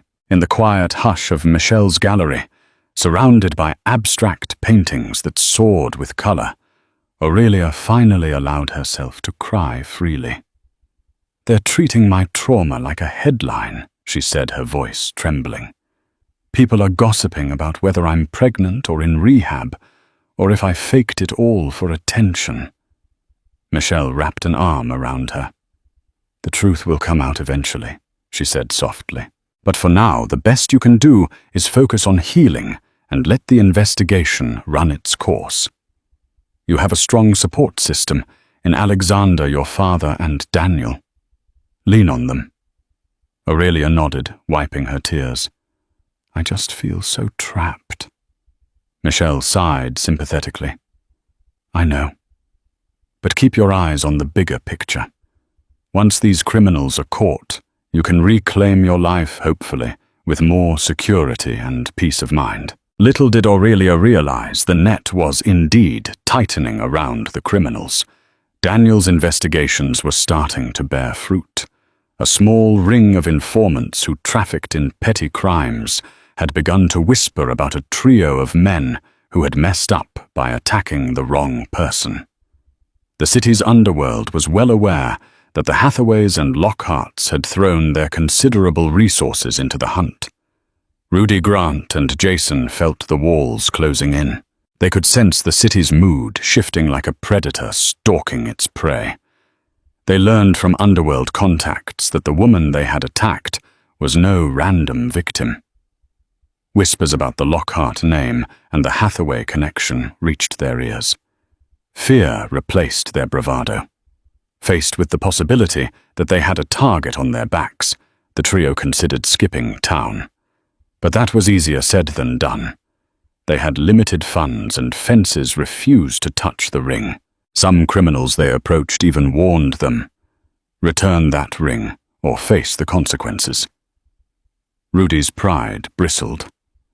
"We can't just crawl back tail between our legs," he spat at Grant and Jason. "We make a run for it or we stand our ground. I won't beg some billionaire for mercy." Grant shook his head. "You don't get it, man. This is bigger than petty theft. They'll come after our families. It's not just the cops. It's the Lockharts, the Hathaways. They can ruin our lives in ways you can't even imagine." Jason, who had always been the cautious one, proposed a desperate plan. "We go to them, make a deal. We'll give back the ring, apologize, maybe get some hush money to disappear. They're loaded, right?" Rudy glared. "You think they'll just pat us on the head and pay us off? After what we did, we nearly killed their precious heiress. We'll be lucky if they don't kill us on the spot." Tensions flared, but they saw no clear path forward. Each day brought more rumors of a looming crackdown. Their small-time connections urged them to flee, but traveling far required money and fake IDs, things they didn't have. Uncertainty gnawed at them. Finally, Jason convinced Rudy and Grant to at least attempt some kind of arrangement. "Maybe we contact one of their people discreetly. We'll test the waters, see if we can broker peace. If it fails, we vanish." They agreed, forging a fragile alliance out of desperation and fear. Jason's shaky plan involved contacting a lawyer known for dealing with high-net-worth clients, embroiled in blackmail or scandal. Perhaps through that lawyer, they could reach the Lockhart or Hathaway legal teams. It was a wild gamble, but any plan felt better than waiting to be hunted. While the three criminals debated their next move, Daniel Pierce made a breakthrough. One of his informants pinpointed a location in Brooklyn where a group fitting the description of Aurelia's assailants was hiding. The informant claimed the men were trying to unload a hot ring connected to a powerful family. Excited Daniel brought the information to Alexander. They arranged a meeting with Detective Marcus O'Leary to coordinate a sting operation. The detective was initially wary of private interference, but the political pressure from the Lockhart and Hathaway families pushed him to cooperate. If they managed to catch these criminals with the ring in their possession, it would be a slam-dunk case. The plan was simple. Daniel's informant would lure the trio with a fake buy, promising an out-of-state contact who could quietly fence the ring. The meeting would take place in an abandoned warehouse near the waterfront in Brooklyn. The police would be stationed around the perimeter, ready to move in. Aurelia, though eager for justice, was kept out of the loop for her safety. Maxwell insisted she remain under guard at the penthouse. Still, word reached her that a crucial operation was in motion. She paced the living room, nerves on edge, waiting for updates. Alexander had also been asked to stay back, his presence too recognizable and potentially volatile. So he joined Aurelia in her vigil. Evening descended, the city's neon glow flickering across the windows. Aurelia and Alexander sat side by side on a leather couch, phones resting on the coffee table. They spoke in low voices, trying to distract themselves, but inevitably returning to the topic of the impending sting. "Do you think they'll catch them tonight?" Aurelia asked, her voice hushed. Alexander squeezed her hand. "I have faith in Daniel. This is what he's trained for, and the police are ready. If these are the guys, they won't slip away." Aurelia nodded, but the tension in her body remained. She could still feel the cold water flooding her lungs, the helplessness of being tossed away. She wanted closure. The old warehouse smelled of rust and stale salt air from the nearby docks. Pale moonlight filtered through broken windows, illuminating the dust motes swirling in the gloom. In the center of the concrete floor stood Jason Grant and Rudy Hartz, pounding as they waited for the supposed buyer. Rudy's eyes flicked around nervously. "This place gives me the creeps. How do we know this isn't a setup?" Jason tried to steady his breathing. "We don't. But if we make a clean sale, we can disappear." Grant kept a hand on the ring, which he had wrapped in a dirty rag. He scanned the shadows, every muscle taut. Suddenly, a door creaked. A burly man entered, followed by two others. They dressed like stereotypical gang enforcers, hoodies, chains, hardened faces. Jason stepped forward, swallowing hard. "You the buyer?" The burly man nodded, motioning for Jason to show the merchandise. Jason gestured for Grant to hand over the ring. With trembling fingers, Grant removed it from the rag, the diamond catching a sliver of moonlight. The men stared at it. Before the transaction could continue, a shout rang out. "Police! Don't move!" Pandemonium erupted. Flashlights and laser sights sliced through the darkness. The burly man and his cohorts dove for cover, revealing they were part of the police sting. Cops swarmed in from every entrance. Panic overtook the trio as they realized they'd walked into a trap. Rudy drew a small handgun, firing blindly as he tried to find an exit. The sharp crack of bullets echoed in the cavernous space. Police returned fire bullets ricocheting off metal crates. Grant dropped to the ground, covering his head. Jason bolted toward a side door, but he was tackled by an undercover officer. Daniel Pierce, wearing a bulletproof vest, managed to flank Rudy. With a calculated lunge, he knocked the gun from Rudy's hand and pinned him against a stack of wooden pallets. Rudy snarled, bucking against Daniel's hold, but the ex-CIA operative was too well trained. Within seconds, Rudy was disarmed and cuffed. Grant, sobbing and trembling, raised his hands in surrender. The ring clattered onto the concrete floor. An officer quickly bagged it as evidence. The trio was subdued, read their Miranda rights, and led away in a dazed shuffle.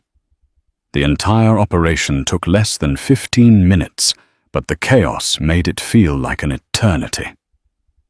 Outside the warehouse, Detective O'Leary watched with relief as the criminals were loaded into squad cars. Daniel walked over, removing his vest, sweat glistening on his brow. "Looks like we got them," he said. O'Leary nodded. "And the ring. Enough evidence to seal the deal." Daniel pulled out his phone, dialing Alexander. When the call connected, he spoke quietly, a smile of triumph in his voice. "We have them. The ring is safe. Aurelia can rest easy now." When the call came in confirming the arrest of her attackers, Aurelia Lockhart sat frozen on the edge of her father's leather couch. Alexander had just ended the call with Daniel Pierce, his voice low but firm, as he relayed the news. Across the room, Maxwell Lockhart stood with his arms crossed, his face unreadable, but his eyes glimmered with a mixture of relief and something fiercer justice. "They're in custody," Alexander said, gently sitting beside her. "All three. The ring was recovered. There's enough evidence to hold them for trial." Aurelia nodded slowly, her fingers twisting the hem of her sweater. Relief washed over her like a warm tide, but beneath it, something more raw stirred, a need for closure, for confrontation, for understanding. "I want to see them," she said quietly. Alexander hesitated. "Are you sure I have to?" she said, her voice firmer now. "I need to look them in the eye. I need to face them before I can move on." Though Maxwell was initially reluctant, he understood. This wasn't about vengeance. It was about taking back power that had been stolen from his daughter. With his connections and the help of Detective Marcus O'Leary, a private viewing was arranged at the NYPD precinct under tight security. The next afternoon, flanked by her father and Alexander, Aurelia entered the stark interior of the station. Her presence drew attention, but officers had been instructed to keep their distance. She was escorted to an interrogation room where the three suspects, Rudy Grant and Jason, sat in handcuffs awaiting formal processing. Aurelia paused in the doorway, heart pounding in her chest. Her breath caught as her eyes fell on the faces of the men who had tried to kill her. She had imagined them countless times, monsters in the shadows, but now that they were here, shackled and silent, they looked almost ordinary. And somehow that made their crime feel even more disturbing. She stepped into the room, with quiet dignity, her back straight, chin high. Alexander remained just behind her, his presence grounding. Maxwell stood by the door, arms folded tightly across his chest. The three men avoided her gaze at first. Rudy's jaw was tight, defiant. Grant stared at the table tears welling in his eyes. Jason's face was pale mouth pressed in a tight line as though awaiting a final verdict from a judge. Aurelia took a slow breath. Then she spoke.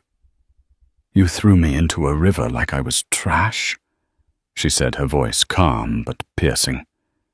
"You didn't know who I was. You didn't care. You just saw an opportunity.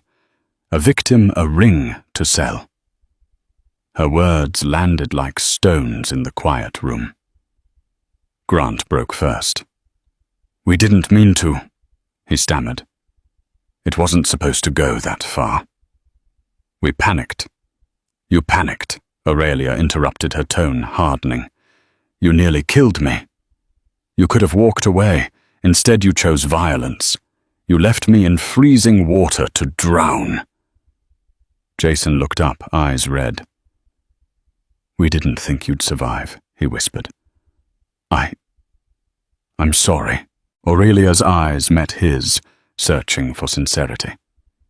"And if I hadn't? Would that apology still come so easily?"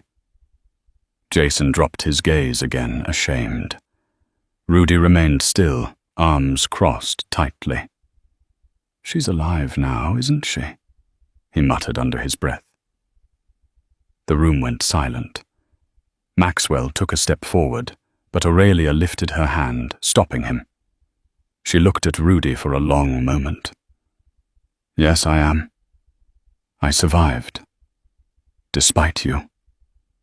Despite what you tried to take from me." She turned toward the officers near the door. "I'm done here." But just as she stepped toward the exit, Rudy blurted, "You're just rich. You'll bounce back. You'll forget this ever happened." "Must be nice." Aurelia froze. Slowly she turned back to him. "You think money protected me from what you did?" she said, her voice shaking now, not with fear, but fury. "I still have nightmares. I still feel that water dragging me under. I still wake up gasping for air. Money didn't save me. A stranger with a boat did. My life is different now, not because of what I have, but because of what I survived." For the first time, Rudy said nothing. His eyes wavered, but the arrogance in his posture cracked just slightly. Aurelia looked at all three one last time. "I don't need your apologies. I don't want your excuses, but I hope you remember my face. I hope every night when you close your eyes you see me, and you remember that your choices didn't just hurt a stranger, they changed a life." With that, she left the room. Outside, Alexander caught her in his arms, his grip firm but gentle. "I'm proud of you," he whispered. Maxwell placed a hand on her shoulder. "You were stronger than I've ever seen you." Aurelia nodded, tears prickling her eyes, but not falling. "I feel like I can breathe again." As they walked out of the station, the sun peeked through the clouds, casting warm light across the city pavement. It felt like the beginning of something new, not the return to her old life, but the start of a stronger one. She didn't need revenge. She had her voice. She had her life. And she wasn't afraid anymore. In the weeks following the arrest of her attackers, Aurelia Lockhart began the slow and often agonizing journey toward healing. Though justice had been served, and her name slowly drifted out of the tabloids, the psychological weight of the ordeal clung to her like a second skin. The bruises on her body faded, but the memories, cold water panic, helplessness remained vivid and unrelenting. She withdrew from public life, retreating to the quiet safety of the Lockhart penthouse. The once vibrant heiress who had walked through Manhattan with quiet confidence now found solace in the stillness of her father's home. Her days became carefully structured around therapy sessions, long hours spent journaling and moments of quiet reflection on the sunlit balcony where she and Alexander would often sit in silence. Aurelia had hired a trauma specialist, Dr. Layla Trent, who came highly recommended by the family's physicians. Each session brought its own challenges, unraveling the fear that had woven itself into her daily life, understanding the deeper emotional scars left by betrayal, violence, and survival. There were nights when she woke in cold sweats, haunted by the sensation of being submerged, lungs burning, arms flailing in the dark. But over time, the nightmares lessened, and she began to reclaim fragments of herself. Alexander Hathaway remained her unwavering anchor throughout. He moved into the penthouse, permanently making it their shared sanctuary. He never pushed her to heal faster or expected her to return to the woman she was before. Instead, he matched her pace, reminding her through small gestures, flowers left at her bedside, handwritten notes tucked into books, that love could be a steady presence even when everything else felt uncertain. "You never have to pretend with me," he told her one evening as they watched the skyline light up. You don't have to be strong all the time. Aurelia leaned into him, her voice barely a whisper. I'm trying to be. But some days I feel like I'm still in that river. And I'll be right here, he said, every day until you're standing on solid ground again. Their bond, once quiet and private, grew stronger in the aftermath. They spoke often of the future, about the kind of life they wanted to build, one rooted in truth and purpose, not just legacy and wealth. Marriage, once a distant idea they tiptoed around, now felt like a commitment forged not in luxury, but in fire. A month after the arrest, they held a small engagement luncheon at Aurelia's favorite rooftop bistro, surrounded only by close friends and family. There were no media invites, no press releases, just warmth and laughter. It was a declaration of love on their own terms, a quiet rebellion against the spectacle their lives had once been. The wedding came shortly after a deeply intimate affair, held at a private estate overlooking the Hudson River. Aurelia walked down the aisle in a minimalist satin gown, her expression serene but radiant. Maxwell Lockhart beamed with pride as he gave his daughter away, while Alexander waited beneath a floral arch, emotion written plainly across his face. Their vows were not rehearsed declarations of perfection, but heartfelt promises of endurance, forgiveness, and shared dreams. I vow to see you, fully love you unconditionally, and walk with you through calm and storm. Aurelia said, her voice steady. When they kissed, it was not just a ceremonial act. It was the sealing of something earned through trial, a celebration of love that had survived the unthinkable. Later that evening, the couple slipped away to a quiet balcony overlooking the river. The same waters that had once nearly taken Aurelia's life now shimmered under a golden dusk, transformed in her eyes from a place of terror to a symbol of rebirth. She took Alexander's hand, admiring the ring on her finger. A new one chosen not to replace the lost symbol of their secret love, but to mark a future forged in transparency and strength. We could have lost everything, she said softly, but instead we found something stronger. Alexander nodded, his voice full of affection. You found yourself too. She smiled at that, wiping a tear from her cheek. Promise me, we'll never forget what we've come through. He leaned in, brushing a kiss across her forehead. I promise. We'll carry it as a reminder to be grateful and to never take a single breath for granted. And so they stood, hand in hand, two souls reshaped by pain and bound by hope. Aurelia Lockhart, once an heiress hiding behind a veil of anonymity, was now a woman who had faced death and chosen to live boldly. The river had tried to drown her, but it had failed. She had emerged not just alive, but transformed. Thank you for joining us on this journey of survival, love, and ultimate triumph. Aurelia Lockhart's story shows us that even the darkest moments can lead to life's most precious lessons. It reminds us that we never truly know someone's hidden strength, nor do we understand the ripple effect of our actions until they come crashing back. If you found yourself captivated by Aurelia's struggle and inspired by her resilience, make sure to like this video, share it with friends who love a powerful story, and subscribe to this channel for more riveting tales. Your support helps us bring you stories of hope, courage, and a reminder that light can prevail in the face of darkness. We'd love to hear your thoughts, so drop a comment below and let us know what part of Aurelia's journey moved you the most. Stay tuned for more amazing content.